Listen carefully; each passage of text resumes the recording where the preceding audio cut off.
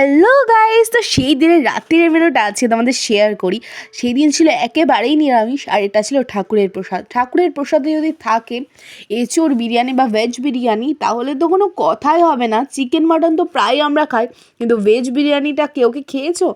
আমার তো দারুণ প্রিয়। আর ভেজ বিরিয়ানির মধ্যে ছিল সয়াবিন, এঁচোড়, আলু। আলু থাকলে তো আর কোনো কথাই নেই। আর সঙ্গে ছিল কিন্তু সয়া চাপ। সয়া চাপটা তো বাড়িতেই বানানো হয়েছিল। সয়া চাপ দিয়ে একটু আলু দিয়ে একটু এঁচোড় দিয়ে এই গ্রাসটা যে খেতে কী টেস্টি, আমার আবার জিভে জল চলে আসছে।